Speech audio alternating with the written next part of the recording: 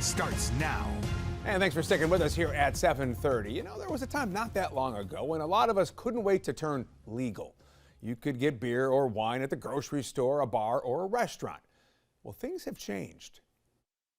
I mean, you've got young kids. We were talking before we started rolling the camera. Like, that generation is different than you and I when we were growing up. They don't drink as much as people did 10 years ago, 15 years ago.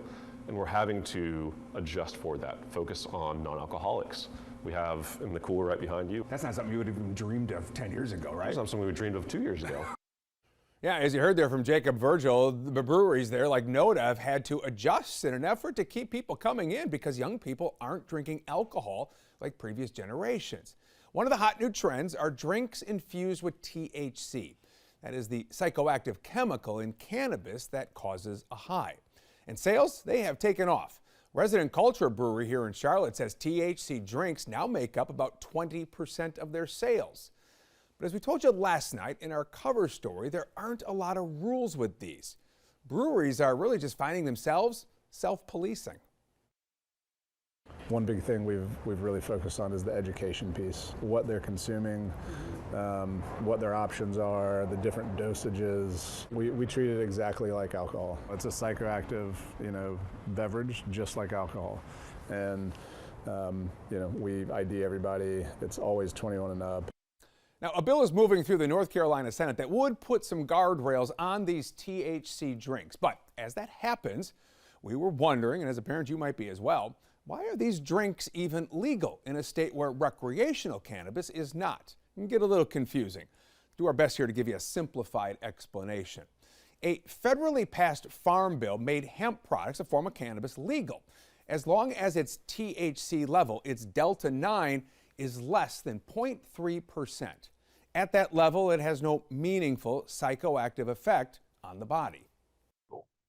And what people don't realize, including most probably legislators, is that THCA is exactly identical to Delta 9. It's the parent molecule. And all you need to do is heat that molecule and it immediately converts to the illegal substance. Chris Smith is an assistant. What's happened, and this you see this with almost any level of prohibition. The minute the instant you prohibit someone from substances, they just find ways to circumvent that, and that actually, I think, increases the problems that are associated with those substances. Chris Smith is an assistant professor in the School of Nursing at UNC Charlotte. He says if you are consuming a THC drink, it is important to know exactly what it was infused with.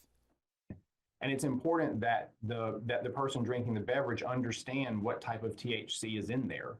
Because if you pick up one beverage that is mostly THCA and therefore not terribly psychoactive, that experience will differ wildly from if you pick up a beverage that is infused with Delta 8 THC.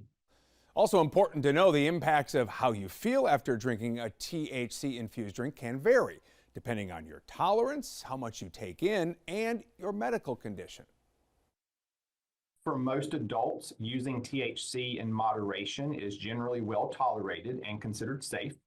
But I think, as with any substance, overconsumption can lead to negative side effects such as anxiety, dizziness, impaired cognition, and impaired motor skills. But then I'd also point out that people with certain health conditions or who are taking certain medications, especially in the psychiatric and cardiovascular realms, they need to be especially cautious, and they should consider consulting their healthcare provider before consuming THC in any form. So yeah, you want to be careful if you're using these. Also, don't drive or use equipment where you could get hurt.